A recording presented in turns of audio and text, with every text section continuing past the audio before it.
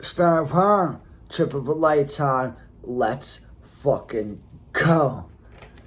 Alright, so I figured I'd record a little podcast episode just because I signed up for the open mic at Rogan's spot yesterday and I got on. I was the first name on the open mic list. I was like, damn, that shit's crazy. It was my first time ever signing up for the open mic there. I haven't done an open mic and it's been since December of last year. Like I kind of stepped out because I just felt lost at open mics because I was like, what am I really trying to accomplish? Like all I'm really doing is getting my shit off. And like what I noticed from yesterday, it's something I knew. Like like you could listen to my open mic set from yesterday and listen to my open mic sets when I was going out a couple times a week, and it sounds the same. You know what I mean? Like my shit, it's not like I was really getting better at doing comedy. Like I hit a wall. Like my whole thing is the creative process. Like I have 15 different 3-minute sets. Like I think all my shit's mad funny, yo. But it is what it is. The sets are the sets, you know what I mean? Like I could get more comfortable doing it, more comfortable on stage. Like undoubtedly I could get more comfortable on stage, more comfortable hearing my name called and shit and going up there.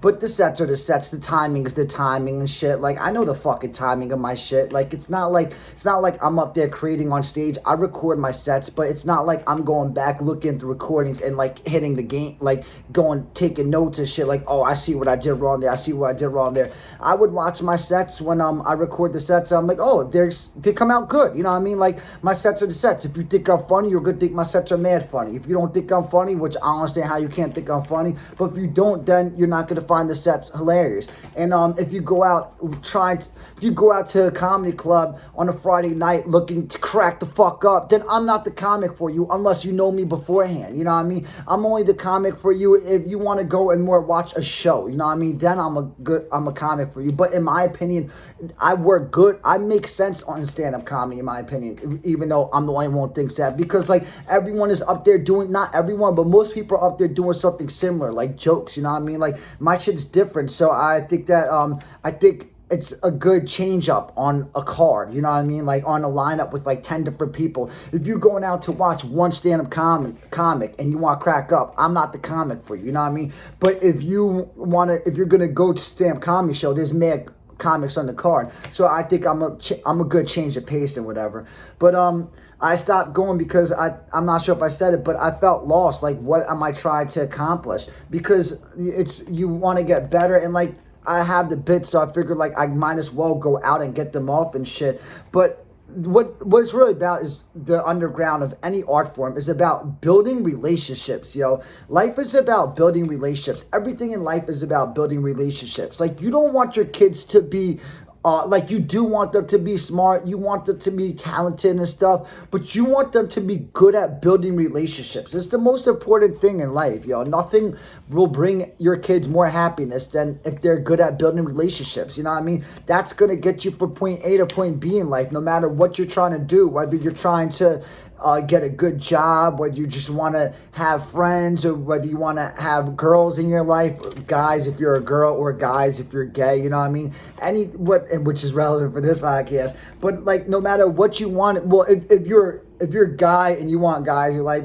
even if you're bad at building relationships, you could probably still get guys you like, you know what I mean? Because it'll work out. Because if you're in the homosexual community, I just think that it's easier to get people, you know what I mean, than in the heterosexual world. In the heterosexual world, it's fucking rocket science, you know what I mean? Someone like me, if you're not good at building relationships, it's impossible to fucking get girls, you know what I mean? Like, I'm just not good at building relationships. And if you're not good at building relationships, mark my words, yo, you will never make it in life, yo. And I'm not trying to be a Debbie Downer. I'm basically talking to myself. I'm the only one fucking watching the podcast anyway, so it's basically like I'm talking to myself. But it's more important than how talented you are in all these art forms. I'm telling you, the underground is about building relationships. You'll get on shows if you're good at building relationships. You won't get on shows if you're funny and you just go to open mics and you just do your set and leave and you don't talk to nobody, yo. You will never make progress like that, yo. You need to build relationships. It's the most important thing in life. It's what you want your kids to be good at. Build relationships. But I'm terrible at it. It's the reason that I sit by myself every single day. I've been in this apartment for over a year now. Nobody's been in it yet, yo. My parents came the other day to check out to make sure I'm not crazy. Well, to see if I was crazy, because they thought I was crazy. And they were the first people who were in my apartment. I don't ever have people in my apartment. I live a loner life. I have friends in high school, but and friends in college, but just because I joined my brother's frat, so I was friends with his friends. You know what I mean? The kids out there were in his frat, and then in high school, like I just basically I would always make friends with someone, and I would cling to their friends. It was my friend Kaplan in high school. Like basically, whoever his friends, whoever he became friends with, that's who I just became friends with because I was friends with him. But I'm not good at building relationships, and that's why it don't matter how dope I am as an artist, I'll never make it unless Rogan opens up the door for me. Like, listen to watch the Message to God music video or the Quantum Worm music video. If you try to tell me there's not a place for me in rap and in the entertainment game today, like, you're fucking crazy, yo. I'm so relevant right now. I'm the most motherfucking relevant motherfucker alive right now, in my opinion. But I'll never make it because, I can't build relationships. I'm terrible at it, yo. I just sit by myself everywhere, yo. And I don't like when the person next to me starts talking to me. I'm thinking, why the fuck are you talking to me? You know what I mean? Like, but I'll get to that. But it's why I need Rogan. You know what I mean? I need Rogan to open up the door for me, or it's just never gonna work out for me and shit. I'm always gonna be someone who never made it. So who fucking tells his story and shit. But I always have 200 fucking views on my videos, and like not only is it 200 views, but like people only watch like 20 seconds, so it's really it's less than that. But people don't understand why I think Rogan opened up the door for me. Like, I'm the motherfucking kid in his universe, you know what I mean? I've been calling myself that before he says, oh, I love when people call themselves a kid. When I start hearing him say that, I'm like, oh, this motherfucker should hear my rhymes, you know what I mean? Or just hear me talk, you know what I mean? I always call myself that shit. And like I know I'm his favorite podcaster. Like, you ask him, when people ask him who his favorite podcasters are, he doesn't even really have a go-to option. Once he hears his podcast, he'll be a trip of lifetime. Let's fucking go. You know what I mean? That's what Rogan's gonna say when people ask who his favorite podcasters are. I can't vouch that I'll definitely be his favorite rapper because he's been listening to rap for years, apparently, which I didn't realize. But I'm gonna be his motherfucking favorite rapper. You know what I mean? Like, you can't tell me that Joe Rogan, if you know anything about Joe Rogan, you can't tell me he's gonna go to the Message to God music video and the Quantum Worm music video and not be like, oh my God, like this is the craziest shit I've ever heard in my life. He's not gonna believe it all exists. He's gonna hear the song The Muse and he's gonna get chills. You know what I mean? It's gonna hit him hard. And like, not only that, but my manic episodes now. You know what I mean? Like, I was destined to get to Rogan before all that. Now I go through these manic episodes. All Joe Rogan wants to hear in his life right now is what Stern Warren's manic episodes are about. You know what I mean? Like, he's going to be so fascinated by it. Like, I've heard him say a couple times, I've heard those things get crazy talking about manic episodes. All he's talking about is the fucking psychedelic state of mind, the mystical experiences shit. And like, he talks about how people have these schizophrenic breaks. Like, yeah, dog, I've had three what they call quote-unquote schizophrenic breaks. Yo, I'm still here, you know what I mean? Surviving through the bleakest nights. Couldn't get away, even with the cheapest slice. Always kept my vision clear, clinging to the meekest light. Now I know my time is now. The kid is about to peak in life. But I had a few of them now, you know what I mean? And they're spiritual and they're mystical. They're shit that I never could have imagined existed until I started tripping. And then I could never imagine that these experiences could exist without drugs, and now I found out they did. And now I could enlighten everybody that we need to empty out facilities. You know what I mean? We need to empty out the institutions where we have people facilitated, unless we could prove that they're a threat to somebody. Yo, if they're a threat to people, if they could possibly be violent or dangerous, then yeah, facilitate them, try to rehabilitate them. But if someone isn't a threat to anybody and they want to be let out, you can't keep them in a facility. And I can only imagine how much it costs to keep these people in the facilities. You know what I mean? And it's coming against our dollar and shit. But yeah, I'll break down to Rogan what manic episodes are all about. Like, the last thing I doubt is whether Joe Rogan's gonna open up the motherfucking door for me. You know what I mean? Fuck, my fucking refrigerator just started making noise. Hopefully that shit ain't loud on the podcast. But yeah, the last thing I doubt is whether Rogan's gonna open up the door for me. I just have to hope that I eventually get back on Kill Tony, and that Tony doesn't play games for me. You know what I mean? Because, like, my fate is in Tony Hinchcliffe's hands. And I know Tony Hinchcliffe likes me. You know what I mean? But the question is he going to bring my shit to Rogan? You know what I mean? Because I know he's quick to, once you ask for something with Tony Hinchcliffe, he's like, nope, you're not getting it. You know what I mean? So I'm scared to ask for him. Like, yo, bring my shit to Rogan. But I want to put it out there that that's what I want. But obviously, if you you could tell that's what I want. You know what I mean? Like anyone that fucking listens to me talk, I mean, what other path is there for me other than Joe Rogan? You know what I mean? He's fucking. It's unbelievable how he's carved out the path. Like he's got it all for me. He has everything I ever want in life. I just need him to I just need him to find out about me the organic way.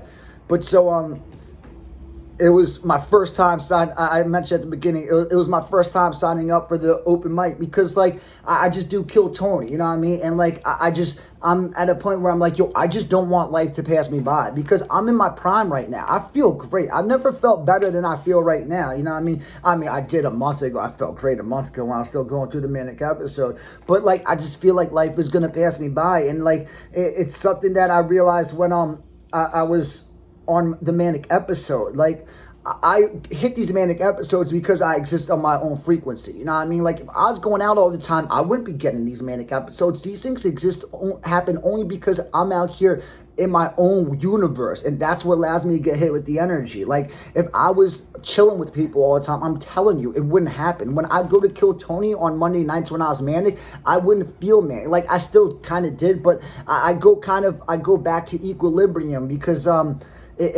being around people, it interferes with it, yo. You kind of need to be just on your own frequency for those things to happen. But like when I love being on my own frequency, being by myself, but then when I was out there for a while, I was like, yo, I want to be around my friends at this point, you know what I mean? Like, I was like, I never want to be around my friends so much in my life, and girls, that's what I want to be around. When I was like, I get mad horny when I'm on that shit. I'm like, yo, I'm just gonna lay pipe to every chick in the world, yo. That's what I be thinking when I go manic and shit. But so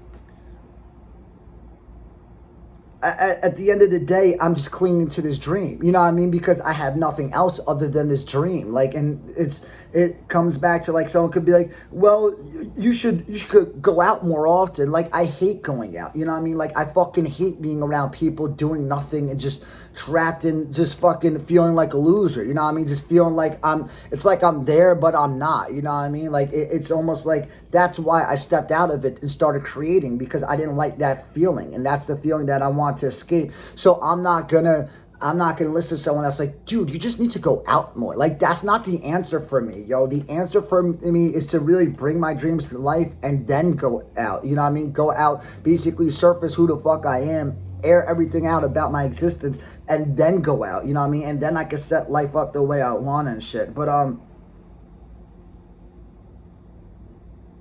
yeah, so like, I hate doing comedy, you know what I mean? Like, I hate going out to do comedy. It's something I've mentioned on other podcasts, but it's primarily because I just hate dragging myself out socially, and I hate begging for approval. And when I'm on stage doing my bit, it kind of feels like I'm begging for approval. Like, oh, please find me funny, you know what I mean? Like, that's something I don't like about that I'm a get to. But I do like doing my bits. Like, when I go out, like, if I'm out for a night to do a set, and that's another thing, like, it would interfere with Uber. And then when I started doing the podcast, I was like, I don't even got time to fucking go out no more, because, like, I would go out, like, I'd be out for a few hours just to do a 3-minute set, you know what I mean? I was like, this shit's so fucking pointless. But it's what I was saying before, like, I hate dragging myself out socially. Like, I can't do the chill at the creek in the cave thing. Like, I think it's amazing how the creek in the cave, they just let the comics chill back there, and there's an outside area and comics could just chill back there. But I get so fucking bored, you know what I mean? Every minute feels like an hour when I'm there. I just want to get the fuck out when I'm there and shit.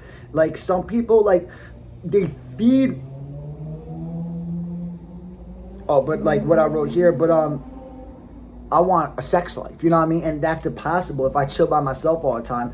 And like, I feed off of girls for energy, you know what I mean? Like, and like, if I can manipulate my sex life the way I want to, then like, I don't need to prove to anybody other than myself that I'm the furthest thing from gay, yo. Like, I'm like a fucking male whore, yo. I'm telling you that right now, yo. If I could get my sex life set up the way I want it, which I'll get to later in this episode and shit. But I watch guys like feed off of other guys for energy, you know what I mean? And it's not a criticism to guys, like, get your energy however you want, you know what I mean? But some people love being around other guys, yo. I see it all the time at the creek in the cave. Like, they just, I've seen it my whole life, wherever I go in life. You know what I mean? Like, some people, like, they just love hanging out with other guys. Like, and it's funny, in high school, it's like bros over hoes. Like, that was always the gayest shit in the world to me. Like, everyone, like, who says, if you say bros over hoes, you might as well just go suck dick. You know what I mean? Like, and there's nothing wrong with sucking dick, but you might as well do that shit if you're yelling bros over hoes. Like, I hate chilling with guys. Like, it's always so fucking boring. But you put me around a girl who I want to hook up with, all of a sudden, like, time flies by. You know what I mean? Like, at one of my Cheesecake Factories, I swear this one chick, and like, it got bad because I was really annoying to her and shit. But I would, like, it's so whack. You could see the schedule people work, yo, and I'm so corny, yo. Like, I would check to see her schedule, and I'd try to pick up shifts when she was working, because I work, and I'd be like, it's more fun being at work when she's here than being at home by myself doing nothing. You know what I mean? Like, I just like being around girls if I think they're hot and I want to hook up with them. You know what I mean? If I don't think a girl's hot and I want to hook up with them, then they're just basically like a guy to me. Like, I don't get any energy off of them.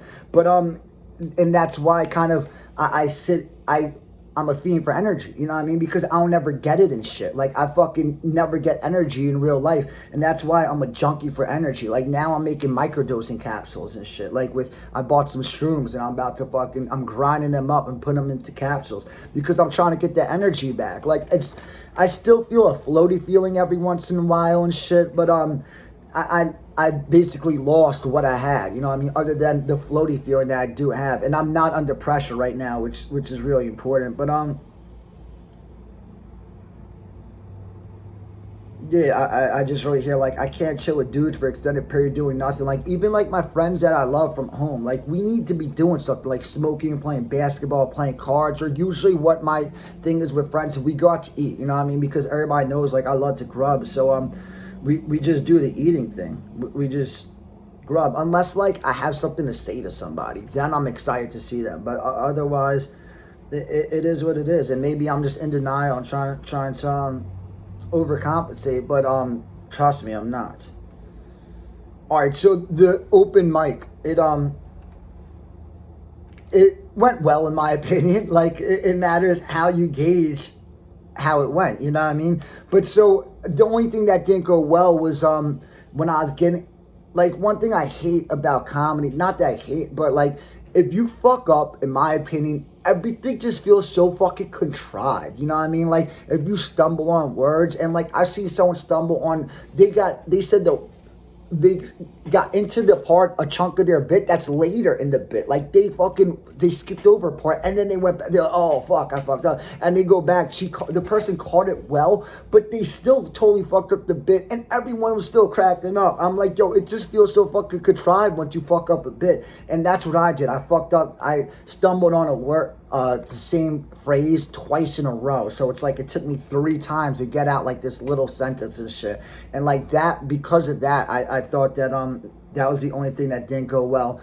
But other than that, the set went well. Like, I hadn't done stand-up comedy in like 6 months. I picked up right where I left off. I'm not sure if I said at the beginning, like, if you heard that set next to my other sets, you wouldn't be like, oh wow, this is the one that you could tell he's rusty. It's the same shit. Like, I just got my shit off. Like, I hit a brick wall in terms of getting my comedy off. Like, the only way I would get better is if I would hit like multiple nights a week to the point where I'm not nervous at all when I go up there, because I am nervous when I go up there, and I was a little more nervous this time, and you heard it. Like, I felt it when I was delivering early. When you listen to it, you can't really hear it. But the only way that would change is by doing a million set mics. But I don't want to do a million mics. Like, I see people running around from mic to mic every single night, and I said on our podcast, like, it looks stressful, you know what I mean? Like, you go to mic, you tell the person, the host, that you're going to this place, and you're like, I'm be here from this time, then when you come back, you gotta like try to fill yourself in because you missed your spot and shit. I'm like, I'm not trying to do that shit, you know what I mean? Like, if I go out to mics, like, I'll do 2 mics a night. Like, that's the most. I like to do a rap mic and a comedy mic in the same night. But I would just do, and that's another thing, Rogan would love to hear my take on open mics and shit. But he would I would just do mics that didn't overlap because I didn't want it to be stressful and shit. So I thought the set went well, you know what I mean? Like, and what would I say about the setup and shit? Like, I mean, I don't know shit about comedy setups and shit. Like looks like a nice area, like a nice performance room. We performed in the little room. They call it like Little Boy. You start off like when your name gets picked, they let you into Mitzi's bar and shit, and then you chill there for like a little while. They give you the game plan and shit. They line you up, and then you just sit in the back of the of the of the comedy room, and then you do your set, and then once it's over, you gotta leave, which is no problem. Everybody always leaves after their sets anyway when they do open mics.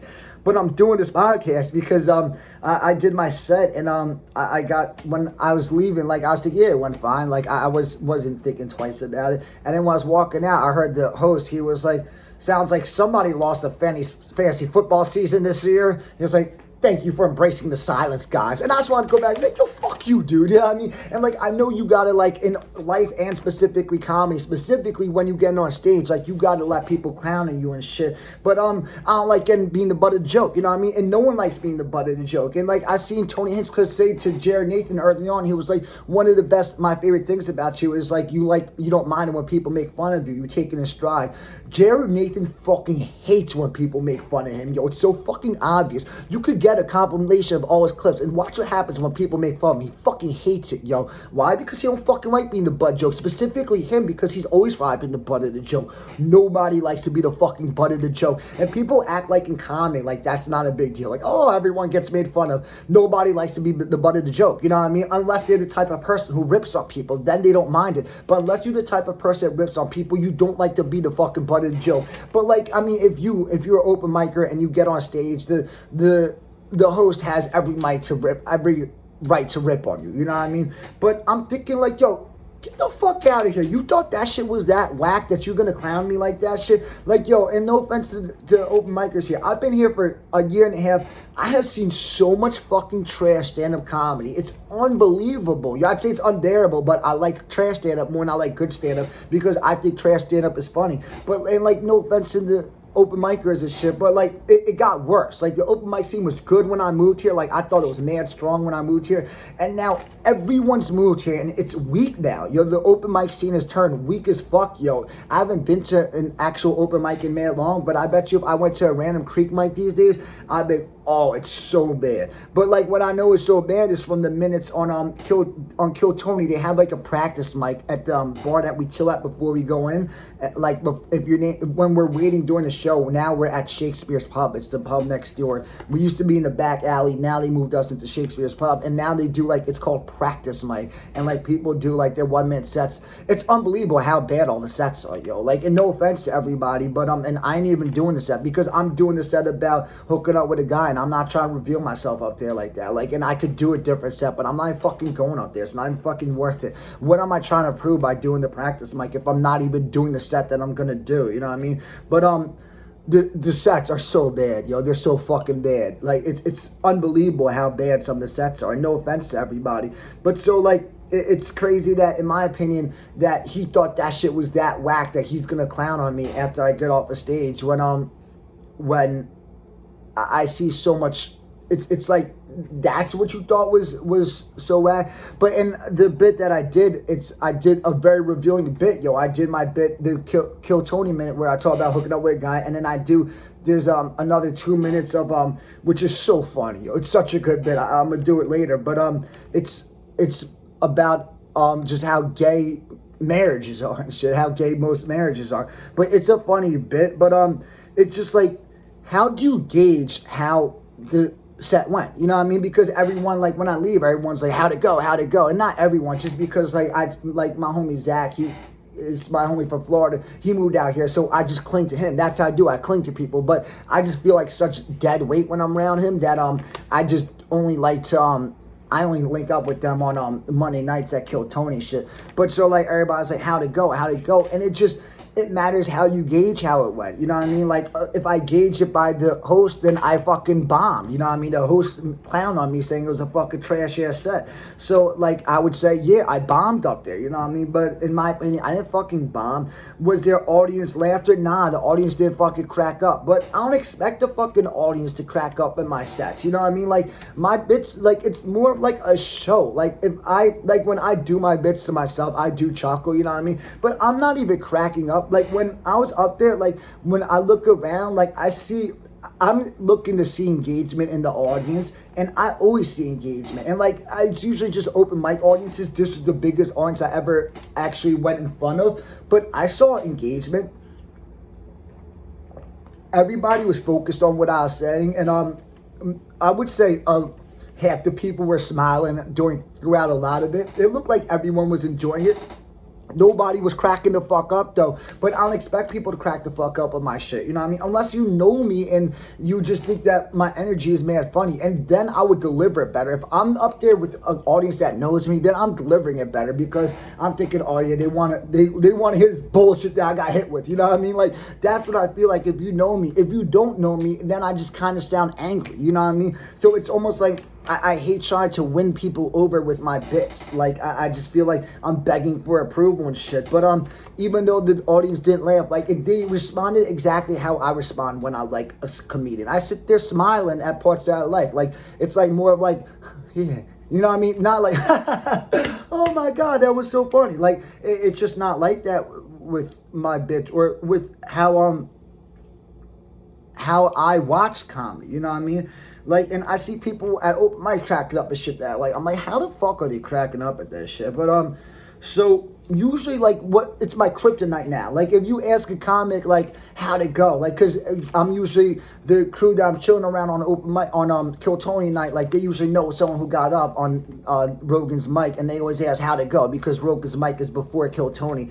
And it's always like the same exact response. Like, I just like roll my eyes when I hear it now. There was like, well, I got laughs at the first joke, then I didn't get much laughs, then I got laughs at this joke. Like, it's just, they gauge how it went by the laughter, you know what I mean? And I get why it's like that and shit. Like, it's like, how much people laugh is how good it went, you know what I mean?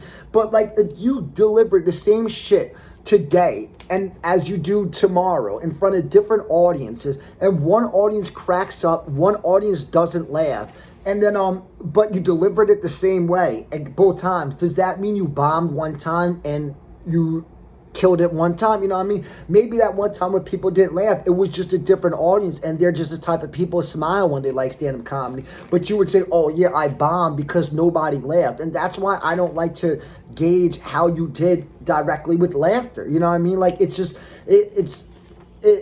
to me, I didn't do that well just because I stumbled on a word, you know what I mean? Like, that's why I would say I didn't do well. Not because people didn't laugh at my shit. My shit was funny, and I thought that people found it funny. I think people found me compelling and engaging when I was out there.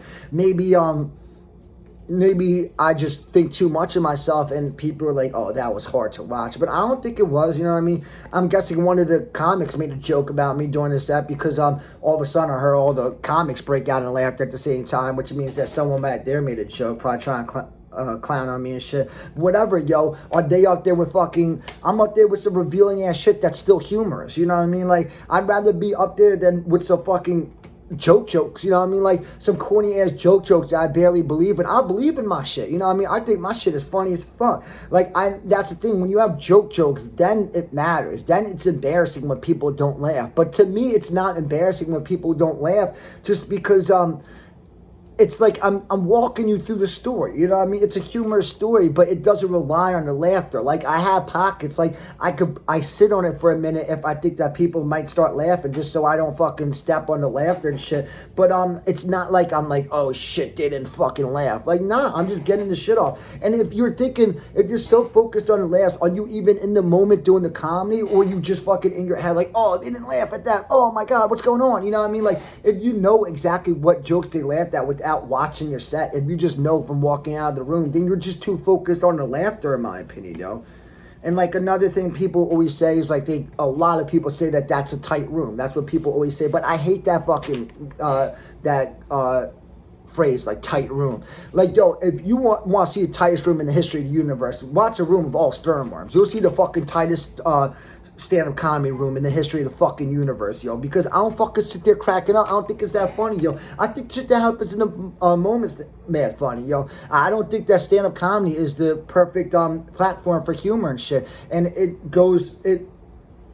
my validation for that is how comics can't make me laugh that much. You know what I mean? Like, when I laugh, I'm forcing a laughter. It's because I'm like, oh, I'm trying to laugh. But, like, that's what makes me mad, yo. Like, I'm trying to laugh. Like, I'll try to laugh, and then the dude, like, I don't want to blow up his name, but the host fucking, and then he'll fucking shit on my shit. You know what I mean? I wish I could, like, he's the type of person who I would force my laughter at when he's up there. And then, when then I find out that he's gonna clown me and be like, oh, I should never laughed at your shit. And not to say, I've never seen him do stand-up comedy. I've heard his name before because I've heard it thrown around here, but I've never seen him do stand-up. But now I want to watch his stand-up, yo. I want to sit there like rolling my eyes, like, because I bet you I think my shit is funnier than his. Whether his shit works better for an audience than mine or not, it doesn't matter. I still will think my shit is funnier than his, yo. And that's what you get from doing stand-up all the time. Like, you know what works, but I know what works. Hack shit works, yo. Like, if they know you, they know you. Like, I seen Rogan's fucking stand-up, his set, you know what I mean? It's not like he was out there with the mad jokes. It's not like his shit was that much funnier than mine, but the people, at least I don't think, you know what I mean, but people knew him. I think my shit's funnier than his right now, you know what I mean? Like, that's the truth. I think all my sets are funny, all my bits are funnier than his set that I seen that night, but because I think my bits are inspired and shit, but they were laughing at every single line because they fucking know Rogan, you know what I mean? Like, if I'm up there and you know Stern Worm, then yeah, you're gonna be laughing at all the shit, specifically, like, if you know the shit that I'm saying. But, let's see. It was like the first real audience I've ever performed in front of. There was probably like 50 people there, maybe 75. But, like, I like no audiences, you know what I mean? Like, I like where it's just the open micers and shit, because when it's just open micers, I feel like they're not there to laugh at every bit, you know, I mean, to laugh at jokes. They're just there to get their shit off, and then they're gonna leave, you know what I mean? So, like, before they go up, I feel like I'm gonna change the pace for them. I'm like something like, oh, like, at least, like, this is, like, good and, like, well thought out, you know what I mean? Like, it's not, like, corny and shit. Like, I feel like a real artist when I'm up there in front of open micers, you know what I mean? Like, I feel like my shit gets off well in front of them. I don't like performing for people who go out on a Saturday night looking to crack up, you know what I mean? That's not who, like, someone who's out there drinking and shit. Like, that's not who I feel comfortable in front of. That's who I feel subconscious in front of and shit. And, like, I was just saying, like, I think I was just saying, like, hack shit works. Like, and that's what it is. That's a hack in comedy. Hack shit works. Like, if you go up there with if you're like an ethnic, if you have an ethnicity, like, if you're Asian, if you're Indian, like, if you're like African, like, if you do your ethnicity's voice, you got the audience. They're cracking up, yo. You're gonna kill every time with that. Or you sexual innuendo jokes. Those are what I've noticed works the best. Sexual innuendo jokes and jokes where you do an ethnic impression, you know, specifically like when you're the ethnicity. I think it's funny when someone does an ethnic impression when they're not the ethnicity, you know what I mean? Because it's like borderline racist, but not really racist. I think that's like teetering the line of like over, like going too far and not going too far, and that's why I usually find it funny. But when people, like, when someone does the ethnic impression of like their father or whatever, like, that shit kills every single time. And like, it was funny when the first person who did it back in the day, like, I think the ethnic impressions are funny, but they're so tired to me, you know what I mean? Like, it's so fucking tired that when someone starts doing an ethnic impression, I'm like, oh, I can't even listen to it no more, you know what I mean? Like, that's someone's, like, it's their hack, you know what I mean? Like, not to say they're hacky, but that's the hack to just get people to laugh and shit. But yeah, the audience, they seemed engaged. What else do I got here? But I saw, like, one person once, and, like, this is stuff I've talked about on other podcasts, but I haven't dropped those yet. This one's dropping first. Like, I saw someone said, like, it's not stand-up comedy unless you get a laugh every 15 seconds. Like, to me, like, because they were like, storytelling's not stand-up comedy. You need people laughing every 15 seconds. Like, Dave Chappelle ain't getting me to fucking laugh 15 seconds. And that's not me sitting, people think people like me sit there stubborn and shit. I just don't fucking laugh at stand-up comedy. I laugh at when shit happens in the moment and shit. Like, something, when someone's being ridiculous in the moment, I laugh. And I like bad stand-up comedy. That makes me laugh because I think it's funny. But how could you think my shit was that bad? And I'll do my shit now. I'll skip the Kill Tony Man because I did that on the Trip of a Lifetime episode, and that part is like a little more revealing and like maybe harder to listen to if you're an audience member, but it's humorous and shit. Like, I have a line in it, fighting off the gay is exhausting. Like, I know Rogan fucking loved that line when he hears it. But so that's the first minute and like 20 seconds, and then the last minute 20 seconds is I say, I got this theory. There's 4 different types of existences. The first is the straight heterosexual life. Girls who suck dick and eat pussy live this one. Next is the most popular, the gay heterosexual life. Meet your soulmate by 25, get married at 28, and by 30, you barely even fuck her anymore. The problem is, I'm the loser in this life. Some virgin nice guy swearing to his chicks that we have a connection. I could see their soul and text some other gay ass shit like that. It's no wonder why these bitches didn't want to fuck with the kid, you know what I mean? Shit. Figured I'm better off living a straight homosexual life. We go out to a gay club, you and some dudes suck each other off in the bathroom. It's homosexual, but sounds straight to me. And then finally we got this new thing, the gay homosexual life. Somehow homosexuals saw those gay-ass marriages and wanted in. They thought that's exactly what we need. Suck the fun out of our lives so we can sit around all day on social media arguing politics. I think it's funny, you know what I mean? And I delivered it better there than I do on stage because I'm nervous on stage. But I still get it off well enough on stage. And that's another thing that I think is not conducive to comedy. Like, man, people, I've heard them talk about, like, their time getting up on Rogan stage and they're mad nervous. Like, not talking about open micers, but just, well, like, people have done, like, sets, like, for open up for Rogan. Like, how they're mad nervous and shit. And, like, that's the problem. Like, you get nervous. Like, you get nervous when you go on stage when it's important. But, how you gonna be, like, you're not gonna get me to crack the fuck up when you were up there nervous as fuck, you know what I mean? It's not conducive to laughter and shit. But, like, what's the essence of art, you know what I mean? Like, to me, the essence of art is to create who you are, bring it to life, and then bring that to stage. But that's the problem with stand-up comedy. It's a weird thing where, like, yeah, I think that the people who create properly should get rewarded, but to create properly in stand-up comedy, if you want laughs if laughs is all that matters to you, then you need to basically create on the stage, you know what I mean? You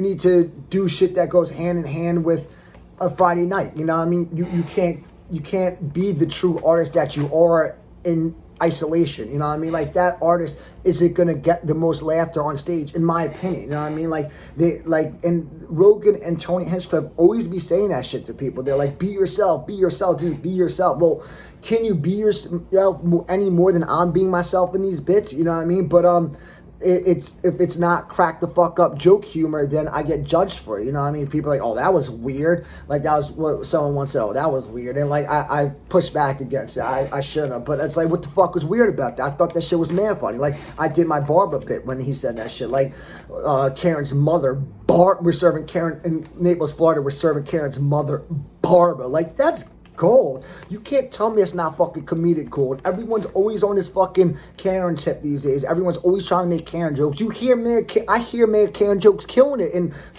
stand-up comedy. You gonna tell me a fucking tired ass Karen joke is funnier than my Karen's mother, Barbara? Like, that's funnier than fucking Karen, you know what I mean? Like, that's an extension to the concept. Not to say it's funnier than Karen, but it's funnier than doing a Karen joke at this point. Like, that's like I said, an extension to the concept. And, like, everybody knows what Florida's like Naples, Florida. Imagine serving tables down there. You're serving a bunch of fucking Barbas.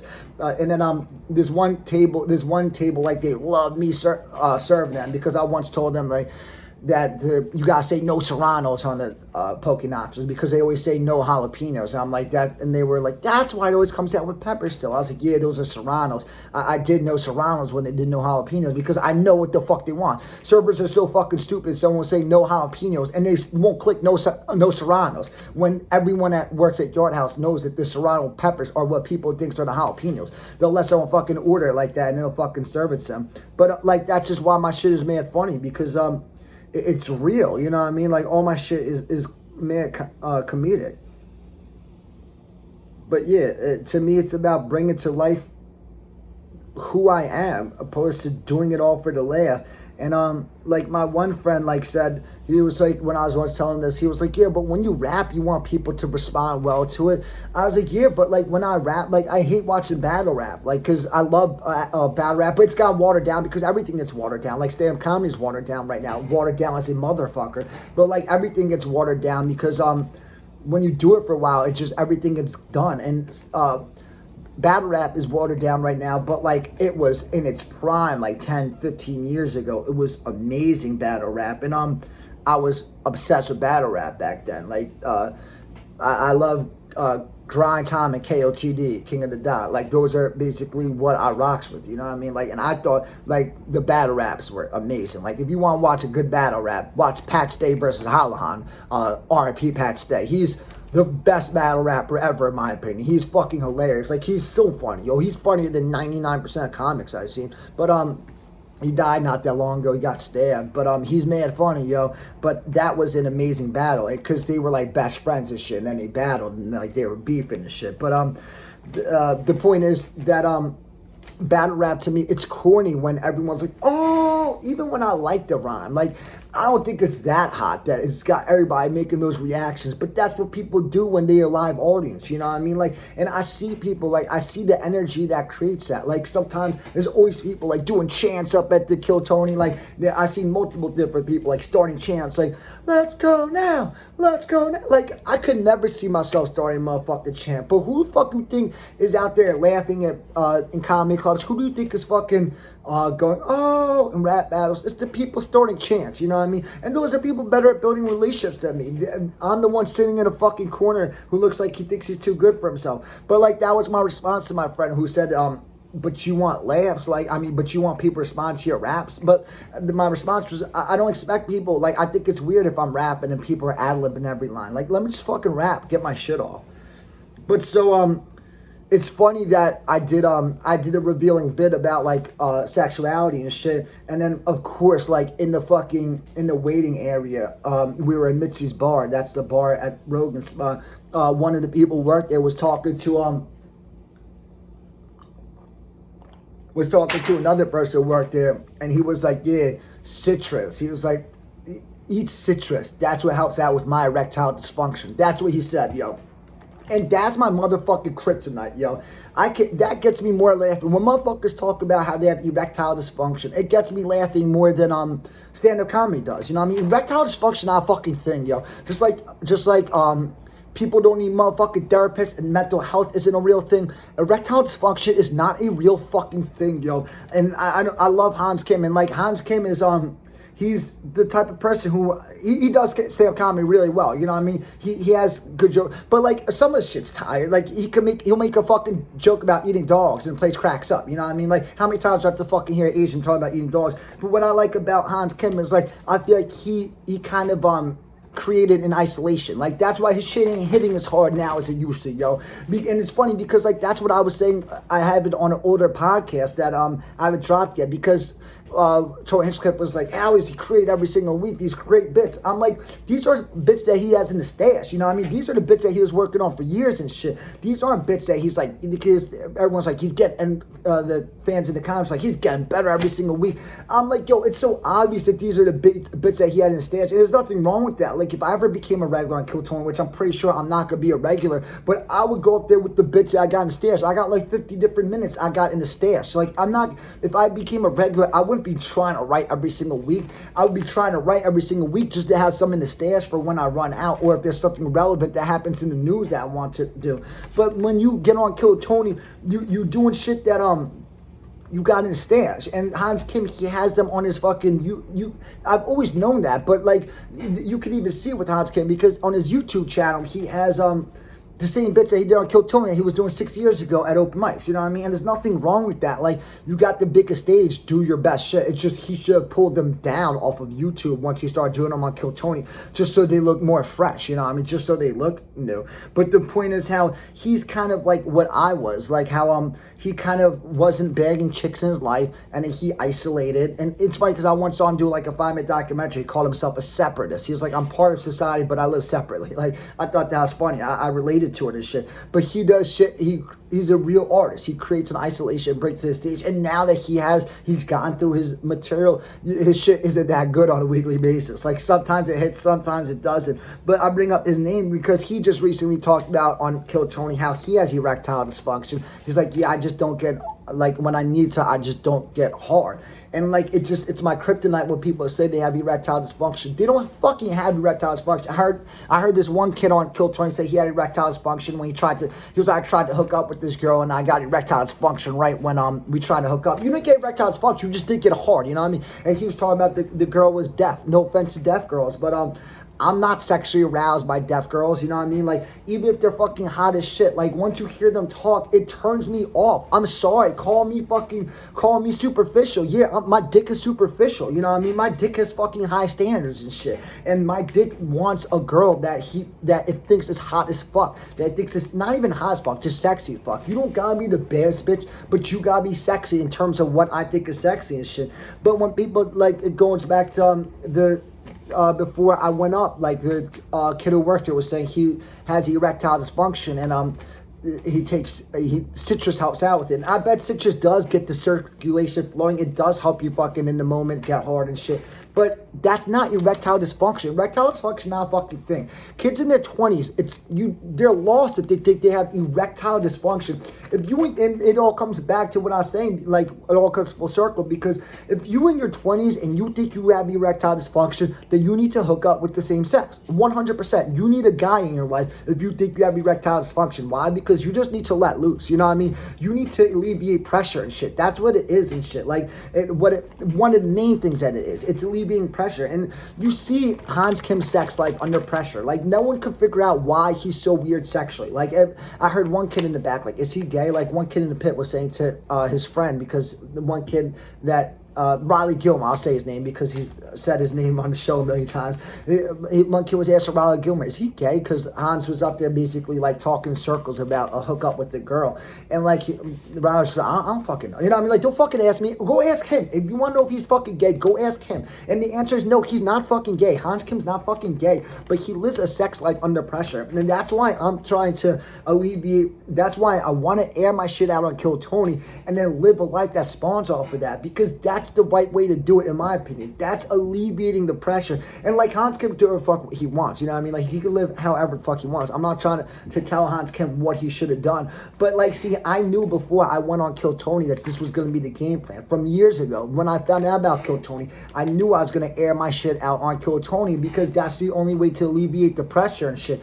Otherwise, like, if I got, like, 13 years ago when I was trying to get on Rogan's podcast, like, I had thought about it. Like, if I got on Rogan's podcast back then, I would have been under mad pressure, like, with girls, yo. Because first of all, before the podcast started, I would have had to tell him, like, yo, we can't talk about girls on this episode. Like, I don't hook up with girls. I don't do anything and shit. And like, then, like, it probably would have been all he wants to talk about in the episode, but I wouldn't have been ready to talk about it, because back then I wasn't ready to talk about it. But I was thinking, what's going to happen if I get on Rogan's podcast? Like, then I just go into the world and I just try to hook up with girls. Like, there's going to be so much fucking pressure on hooking up with girls. That's what I was thinking. Like, I was like, the amount of pressure I feel with girls is going to be multiply times infinity if I ever get on the podcast, and then I have to try to hook up with girls. And like, the way I was going about it, where like I wasn't even telling the girl that I've never been there before. So that's the problem, and that's why I'm trying to do things the right way, but it's never gonna work out for me if I can't build a life that spawns off of Kill Tony and get fucking with Rogan. Even if I don't fuck with Rogan, just a life that spawns off of Kill Tony is all I need, because then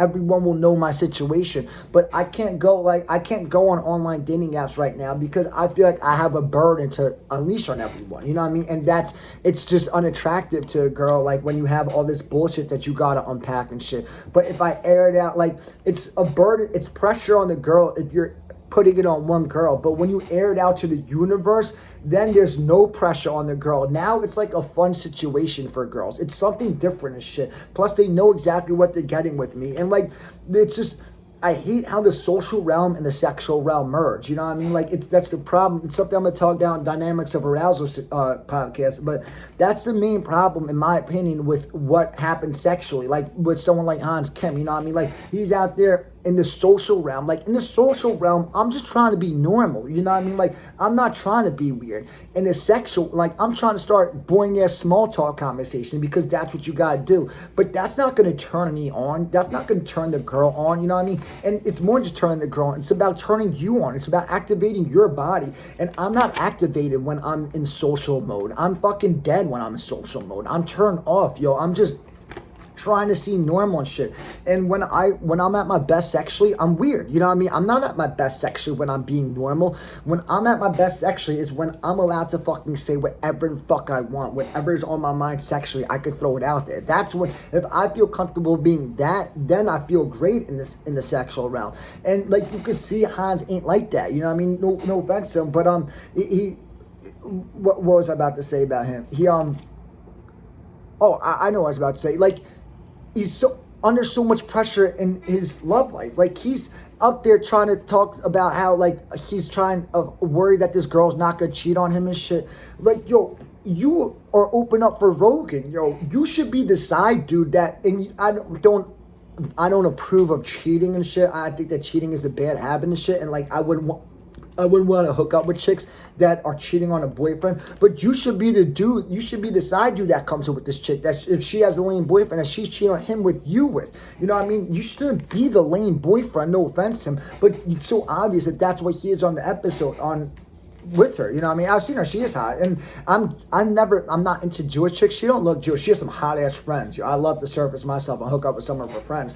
But it's not the situation that he should be in. You know what I mean? Like, he should be the side dude to her. Like, why are you worried about this chick cheating on you? Like, once you're worried about a chick cheating on you, everything is done. You know what I mean? Like, she has all the power and she has no respect for you at the end of the day. And not to say she has no respect for him, but she's not going to have maximum respect for him. And it's going to end eventually. You know what I mean? Because if you're worried about a chick cheating on you, like, you should want her to hook up with other dudes if you're not satisfying her. You know what I mean? Because then, and that's why people like me and Hans are better as the side dudes. We're not going in there with the strong ass dick. You know what I mean? Like, we're not the 30-point game basketball. We don't step on the court and drop 30 in a game. You know what I mean? Like, that's not who we are. We're role players. You know what I mean? And athletically, and that's who I've never seen him play ball, but I'd assume he don't be balling out like that. I know he plays ball a little bit. He's probably a role player. Probably hustles. He probably puts in effort. You know. I mean, that's who we are in life. But when you're in the in the social realm and you're trying to bag a chick like that, you don't really slide into your role. You're just trying to be normal. You know what I mean? And it's kind of like a lack of communication and shit.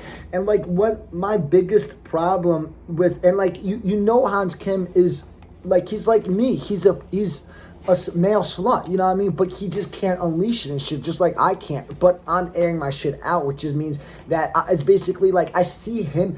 He looks like up there, like if I was trying to do Kill Tony without airing my shit out, he looks like what I would look like, you know what I mean? Like, you get options thrown at you, but you're just not ready for them because you're not communicating properly with these girls, in my opinion and shit. That's what it looks like to me and shit. And it looks like all relationships that he has stems from a lack of communication. It stems from being like getting a DM on Instagram and then telling, oh yeah, come to the Vulcan. He's probably nervous the night leading up to the Vulcan before he meets her. Then he gets wasted to try to fucking ease the nervousness. And then he lunches. Like, someone once said, like, they saw him like make out with a girl mid-dancing with her. That's because, like, when you add a rhythm sexually, you just lunge, you know what I mean? Like, that's what it is and shit. But like, he has his girlfriend's like 21 years old and she's always sleeping when they're together. That's what he said. She's always sleeping.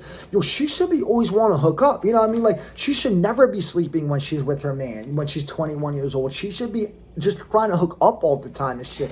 But when you have a relationship that has no energy, yeah, she's just fucking sleeping all the time. Like, there's a chick that in Florida, like, that I almost, like, I had a chance with, but there was just no energy there because I just wasn't ready. Like, it's cool. It sounds gay to say at 35 years old that I wasn't ready, but I really wasn't ready and shit. Like, I kind of made leaps and bounds, I feel like, ever since then. But I wasn't ready. And when we would chill, like, all we would do was sleep. You know what I mean? Like, we would just sleep a lot and shit. And that's because we drain each other's energy. When you with the girl that the hookups ain't right, you're just draining each other's energy and shit. You should be feeding off of each other for energy and shit. And it's so obviously a problem. And like, he once say they had.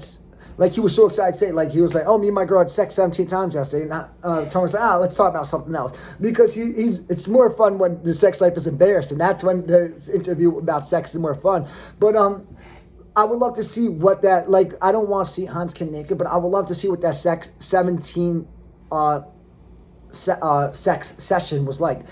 how do you fucking, like, and I'm not trying to attack Hans Kim, you know what I mean? He's aired it out publicly, and, like, I love Hans Kim. Like, I see a lot of myself in Hans Kim, and that's why I kind of, like, use him as an example and shit. But, like, how do you think you have erectile dysfunction, but you perform 17 times in one night? You know what I mean? Like, I want to see what that was like. Someone who be out there putting up stats can't do 17 times a night. Like, so that was a weird thing to say, that 17 times a night, and then next day he says he has erectile dysfunction. If you smash it 17 times a night, then you would, the girl should be want to sleep all the time. She gonna want to fuck you when she's with you all the time and shit. But so it's just, as someone who has no clue what hookups really look like, I would love, like, I don't want to see people I know naked, but I would love to see what an average hookup looks like. Like, my friends that like have put up numbers, I would love to see what their hookups look like without actually seeing them, with their like everything about them blurred, or like somehow computer graphic image with a different face and on it, or whatever, and different body or whatever. But I would love to see what sexual hookups look like. But I think most hookups go down wrong, in my opinion. And I could go off example of the ones that I had. It was me setting up the hookups totally wrong when I did it, so I don't want to blame the girls and shit. But it should all be about the girl. You know what I mean? Like, the dick comes out way too soon, in my opinion. Like, it's because, like, girls just want to be liked. You know what I mean? And, like, what's a girl gonna do to want to be liked? She's in the same position as us. She's just trying to make the guy happy. So she just probably goes straight to his dick and tries to give him head. You know what I mean? And jumps right into it way too fast. Like, in my opinion, it should be the guy is the girl's sex slave. That's how sex should work, in my opinion, yo. And that's why, like, I don't like when people are like, oh, your standards too high. Yeah, my standards are high, yo. I want to hook up with girls that I think are hot. I want to hook up with girls that I want to be their sex slaves. You know what I mean? And that's what it should be like. Because then, like, there's this guy, Bobby Rio, who gives great advice on girls. And, like, he said something that I've said a million times. Like, he said, you can't be like that. Because what he said is, a lot of guys, what they say, what turns them on is seeing a girl turned on. You know what I mean? And that's why basically a lot of guys think they have erectile dysfunction, because they're still not even though they go back with the girl, it's just a pressure situation and they're not turned on yet. Nothing has happened to spark their energy and shit. Nothing's happened to activate their body shit. It's something I'm going to talk about on dynamics of arousal. But you got to turn yourselves on. Just because a girl is hot doesn't mean just because you go into closed doors, you're going to get your dick hard and come within 2 seconds. There's man dynamics to arousal and shit, and one of them is getting, like, you gotta get aroused, and like the easiest way to do it is to see a girl turn on. Like, when I'm watching porn, like, and like Red Band taught me this, like the girl, like, they look at the producer and shit. Like, once I see a girl look at the producer, I'm done. Like, I can't even watch the video no more, yo. Like, I know, like, when the eyes look, what way the eyes look, I'm like, oh. And, like, if there's no good scenes in the video, I'm done with that video, yo. Because she's not in it. She's not turned on. She's not in the moment. When I see a girl turn on, that's when porn does it for me, yo. That's when it's a video that I could keep going back to. When the girl is getting drilled and you could tell, like, she could barely take it and she's enjoying it and shit. Like, that to me is the most enjoyable thing, seeing a girl turn on and shit. But what the guy Bobby Rio was saying is, he's like, you're the man. You got to turn the girl on. Like, you can't be like, oh, yeah, get turned on and then I'll get turned on. Like, nah, you got to fucking turn the girl on. You're the man. But what I feel like it should be is in sexual hookups, like, if you were someone out there dropping 30 a night, you dropping 30 a night, like in basketball, like, then like those type of dudes in sex, like, just lay pipe, you know what I mean? Like, you'll get the girl, you'll turn the girl on by laying pipe and shit. Like, that's who. But if you're a role player, then it's not gonna work like that. Like, a girl's not, like, my dick is serviceable, but a girl's not gonna pull my pants down and get excited, like, specifically when my dick isn't hard. Like, if I go in there with the soft penis and that's what it's, this little soft little penis. If I go in there with the soft penis and a girl pulls my pants on, she's not getting turned on. You know what I mean? If I had a pipe down there and then she takes the pants off, my shorts off, then she gets turned on and then I get turned on. You know what I mean? So I gotta go with the different game plan and shit. And that's what people like me and Hans Kim gotta do. You know what I mean? And it's all about satisfying the girl, in my opinion. It's all about being her sex slave. Whatever the fuck you want, I'm here to do. And in my opinion, mean? There should be 15 to 20 minutes that go by before the dick even comes out, yo. Like, and if you're getting turned on, if you're the guy in that time, good. Get more turned on. Just because you're hard don't mean you gotta pull out your dick. Let it build, you know what I mean? Let the energy build and shit. But, like, in my opinion, it should be all about, like, if the girl doesn't have anything she, like, specifically that a route she wants me to go, it's just about, like, licking her whole body and then just having her sit on my face or something, you know what I mean? And then basically, put your pussy on my mouth where you like to be, what feels good, you know what I mean? Like, but take control of the situation. Treat me like your little bitch, you know what I mean? But I'll be the man physically. I'll be dominant, you know what I mean? But mentally, I think that the girl should be in control. And the way hookups go down these days, it's never like that, you know what I mean? But that's what it should be. The girl should be like a goddess to the guy and shit. And, like, girls don't go down for hookups. Girls only go up for hookups. Like, and down is the nice, like, not going down like head, like going down like in terms of value. Like, that's where the nice guys sit. The nice guys sit in the value. I mean, down, and then the assholes sit above. But they're not assholes. They're just assholes in her universe because they're not trying to fucking be her man because they could bag man chicks, you know what I mean? That's why a dude is an asshole to a chick. He's not actually an asshole. He's just an asshole to a girl who wants a relationship out of him, you know what I mean? The second you want a relationship out of someone, you gotta go the other way. That's what I've learned in life, and it's so hard. It's so hard, specifically when you start hooking up with them. But when you want a relationship out of someone that won't give it to you, you gotta get away from them. You know what I mean? Because the more you push, you're not gonna get that relationship. And if you do get it, you're not gonna get it on the terms you want. Eventually, unless they decide to check out, eventually they're going to end it, you know what I mean? Because they're not going to have respect for you if you beg them into a relationship. Like, you didn't find the love of your life when you begging them into a relationship, at least in my opinion. And in my opinion, when you're with someone and you're worried that they're going to cheat on you, like, you're better off leaving them, like, getting away from them, you know what I mean? Like, you should want the girls that you hook up with to be happy, you know what I mean? And if you're worried that her hooking up with another guy that makes her happy if you don't want that, unless you're, like, married already. But that's why I believe people shouldn't get married until both people are ready to check out of the game, you know what I mean? If either person has options and they're not ready to check out of the game, then they shouldn't get married because they're not ready, because they should wait until all their options are done. Like, in my opinion, like, the way I see, like, shit should go down is people should have a kid together, stay together during the child rearing phase and shit, and then they make decisions, you know what I mean? Like, if they're not ready to be together by, like, alone, like, if they're not ready to be monogamous with each other, be single, you know what I mean? And then come back to each other when you're ready to check out of the game, but keep raising that kid together. But if you have a girl who has options and you don't want her to hook up with the dude, then you don't want her to be happy, you know what I mean? If she has options and she wants to take advantage of them, but the only thing interfering it is you, then you're interfering with her happiness, you know what I mean? And, like, I saw my dude Lord Jamar, he was talking about it on he was talking about the dude Adam 22, because he's in, like, he was talking about how he lets his girl smash other dudes and shit. But, like, and he was like, could you imagine, like, is that like the post of his the thing of, and they're in porn, so it's different with them. But that's, like, a major topic with him. Like, everyone's like, how's he fucking let his girl fuck other dudes and shit?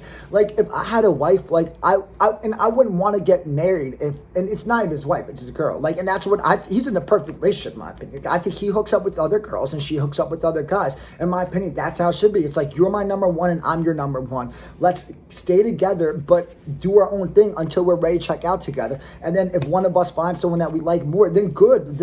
It worked out the way it's supposed to, you know what I mean? But it's people are like, oh my god, like, I never let my wife touch another, and it's different with your wife, but, like, people are like, I never let my girl touch another guy. Like, it just sounds so corny and so territorial, you know what I mean? Like, it's people just, they shouldn't, in my opinion, people are too quick to go monogamous and shit. It should only happen when people are ready to check out of the game and shit. And I like how Adam 22 does things with his relationships, yo. Like, he lives a happy and a good sex life, you know what I mean? It's other people sitting on the sideline commenting on his relationship and his sex life, you know what I mean? Like, what the fuck is their relationship and their sex life like? I'll tell you this right now, if you have someone who has options and you're not letting them take advantage of it, there's gonna be a miserable home life. Like, that's what's gonna happen. It's gonna turn into resentment and shit.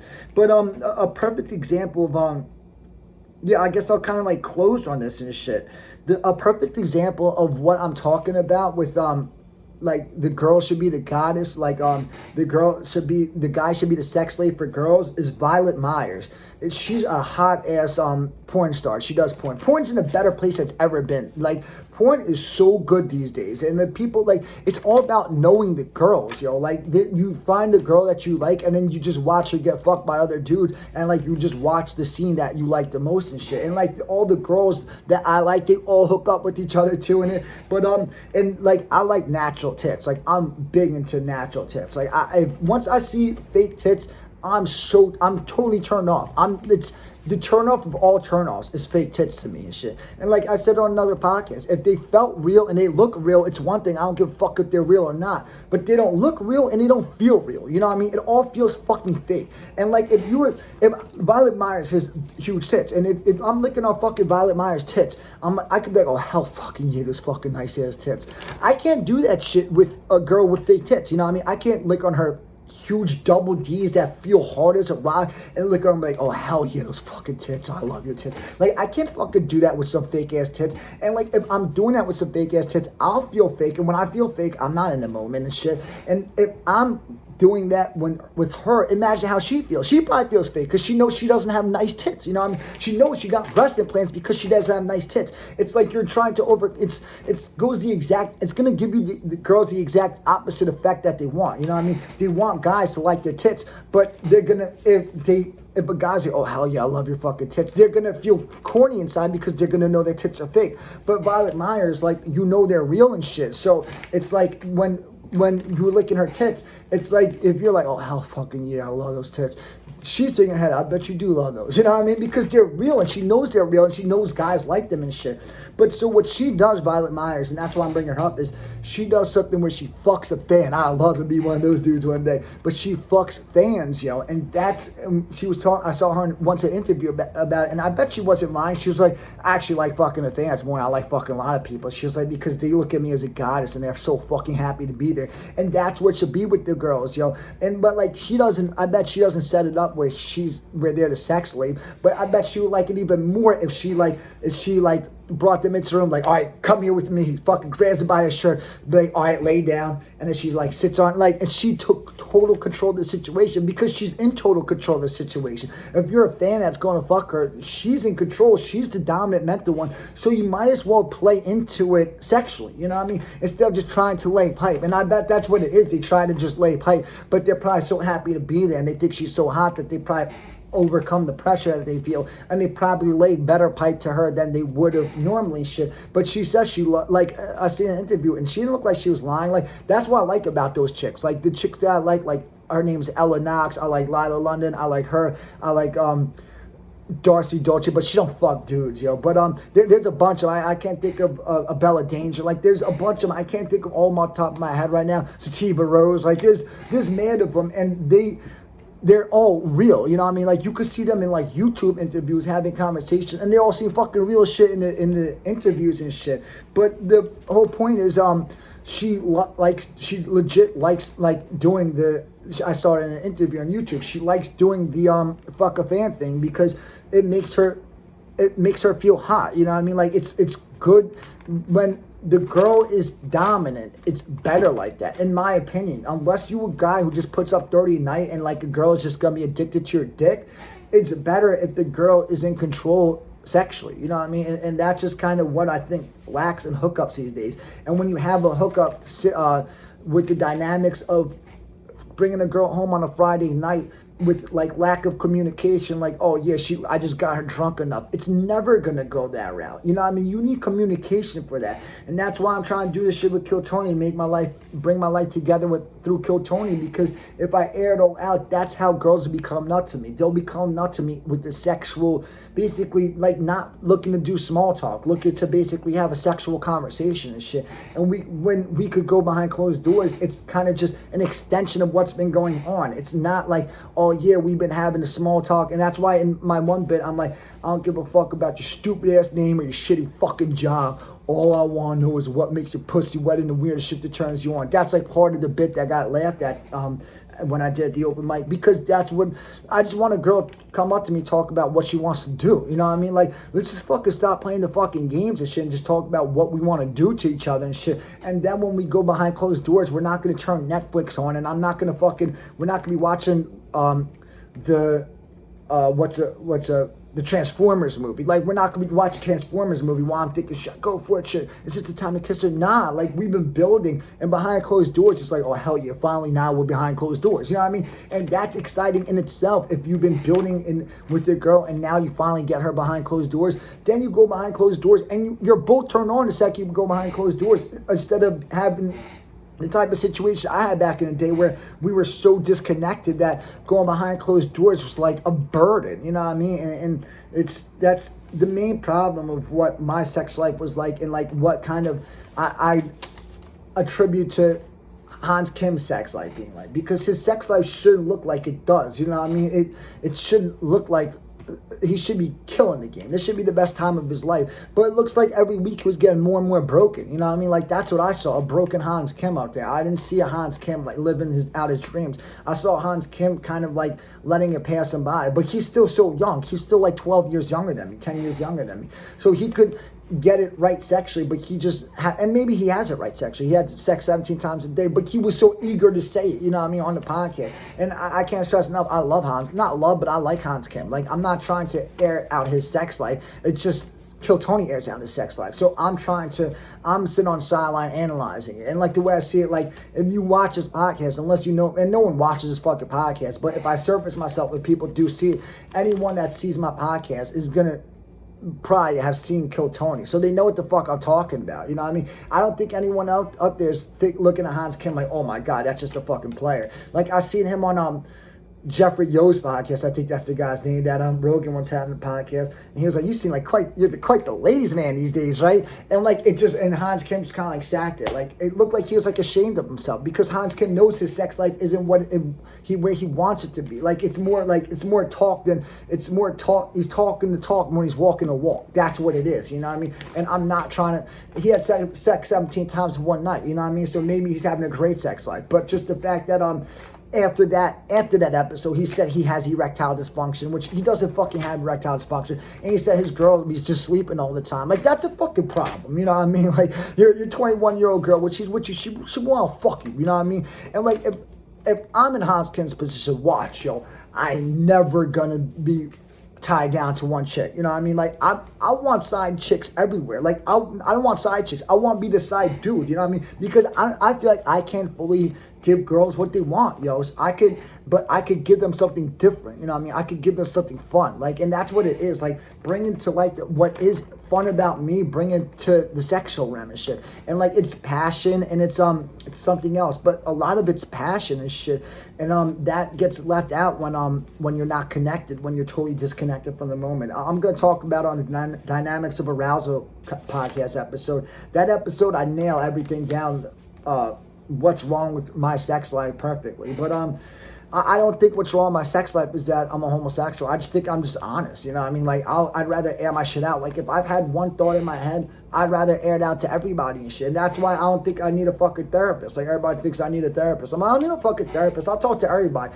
Like, this podcast, like, is basically my therapy. Like, just airing shit out. And then the thing is, part of it is airing shit out, and the other thing is people you come in contact with, seeing what you aired out, being familiar and aware with what you aired out. Otherwise, airing it out does nothing. You know what I mean? Like, if I air it out on Kill Tony, and then I go to dating apps, and then it's like I made no progress, you know what I mean? Because it does nothing. I need to air it out on Kill Tony, and then meet girls who have seen the air out, you know what I mean? Because otherwise, I'm just trying to be like, oh, watch what I did here, you know what I mean? And I want them to see it if I go out with a girl on a date that hasn't seen Kill Tony. But then I'm killing the moment. I'm killing arousal if I'm like, oh, I want you to see this. I want you to see like what I said.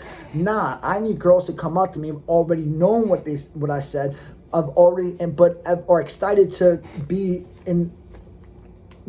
to get down on it, you know what I mean? And that's another thing. Passion and free. Being free is another thing that I could offer girls. Like, just fucking not giving a fuck and just totally being present and shit. But I'm so not free. I'm the opposite because of what my situation is and shit. But hopefully, like, when I went manic, I didn't think I was going to record those episodes, but I had them drawn up. I had like 4 of them. I had like 10 that I want to do, but I don't know if I'm gonna fucking draw up all the episodes because I just can't sit there for a minute long creating scripts anymore, yo. Like ever since the Manic episode, I just don't want to. It's too much to just sit there rewriting scripts for fucking hours on end and shit. I'm trying to be back, trying to connect myself with life and shit, not fucking writing. I'm trying to get away from writing and shit and get into the world and shit, but getting into the world does nothing if I'm just going to the creek and cave and sitting around with a bunch of dudes. We're sitting around where there's a girl there that I want to talk to, but I'm just not going to go up there and talk to her because I'm not going to go up with this same tired ass bullshit.